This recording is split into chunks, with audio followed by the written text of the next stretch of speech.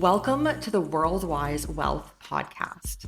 I'm your host, Nicole, and this podcast is your guide to building a truly borderless life.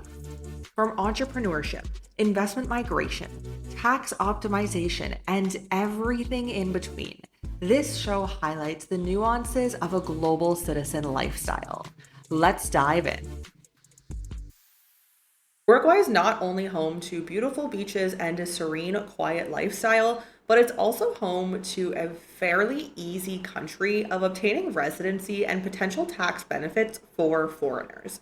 In this video, we're going to dive into what you can expect from the residency process in Uruguay and some of the potential tax advantages that you can take advantage of if you're a foreigner looking to relocate to Uruguay. So we have helped many of our clients relocate to Latin America, and Uruguay is one of these standout countries where we have a lot of clients interested to relocate to Uruguay. Now, it's important to note in saying this, and we always note this to clients, Uruguay is right and it's going to be a good place for the right type of individual, but it's not a residency that we necessarily recommend for everyone.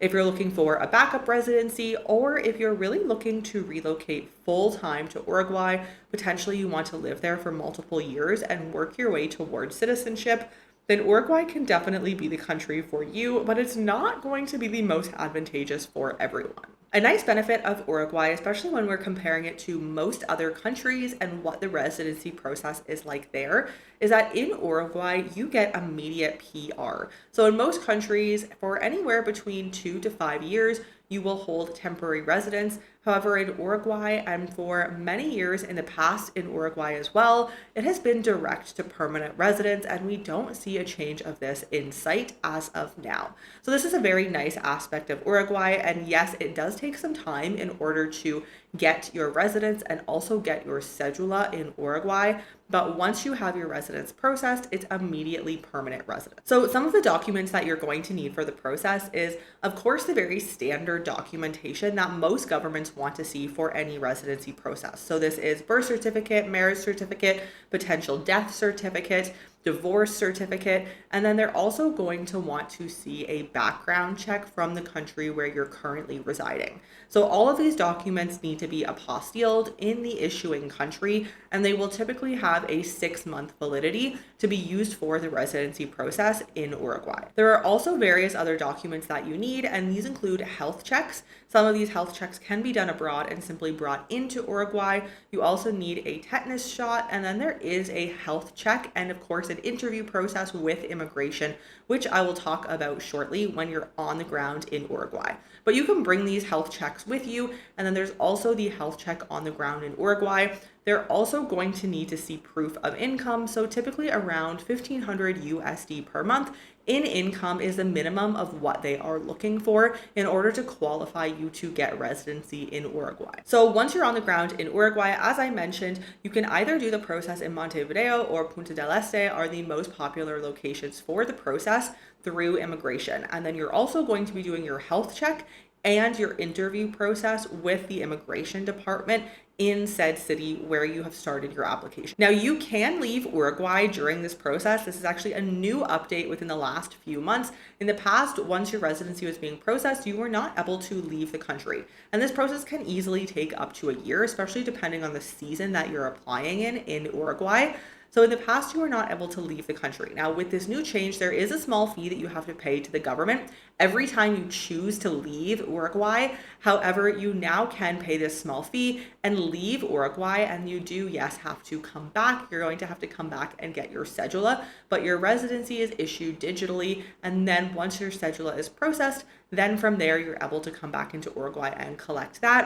And it's also important to note that you'll have to, of course, be in the country for your second appointment with immigration for the cedula. If you're interested in moving to Uruguay and or gaining residence in Uruguay, our Uruguay Residency Essentials course is linked below, where we dive into hours of detail of what this process actually entails in Uruguay, the documents you're needing in detail based on either an individual application or a family application, along with the tax benefits and how you can take advantage of this, and if Uruguay is really the right destination for you if you're looking to obtain your residency in Uruguay. So So that is linked below. Next up, we have many of our clients interested in the tax benefits of Uruguay.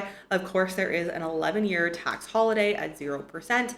And after that time frame, you will be taxed at 12% on income from any country abroad. Now, it's important to note that this is on interest or dividends specifically generated abroad, but alternatively, instead of taking the 11-year 0% tax rate, you can also just have a flat 7% lifetime tax in Uruguay. This very much so depends on your sources of income and where these sources are coming from and how they're structured in which company in said countries. So it's important to make sure that you do have the proper tax planning in Uruguay before relocating there or before wanting to move there simply for the tax benefits.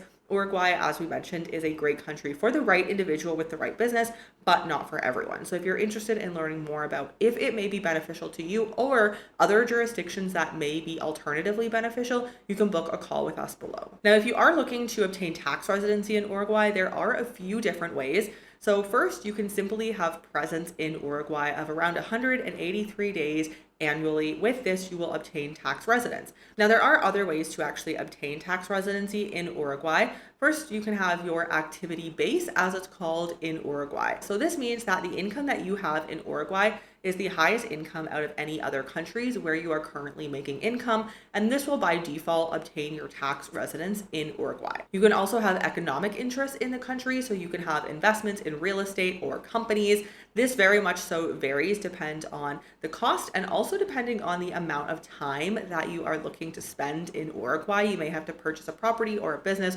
worth more if you're looking to spend less time in Uruguay. So this can all be planned out depending on your specific business and lifestyle, but there's also having vital interests in Uruguay. So if you have a spouse, children that are of course verifiable via documentation located in Uruguay, then you can also obtain your tax residence in Uruguay through these vital interests. So there are various different methods where you can obtain tax residence in Uruguay. But alternatively, you can simply gain your residence only in Uruguay and not gain tax residence. We have some videos linked below to really give a holistic picture on if Uruguay may be the best option for you. We compare Uruguay and Paraguay and some of the pros and cons of each jurisdiction. And then we also have a video linked below where we talk about the pros and cons from a tax and residency perspective of Panama, Paraguay, and the UAE. So this is interesting if you are really looking to relocate abroad, leave your home country, especially if it's a high taxing country, and to lower your tax burden while simultaneously living a great lifestyle. All those videos are linked below. Let us know if you have any questions about residence or tax residence in Uruguay, and thank you for joining us here. You've just listened to the Worldwise Wealth Podcast.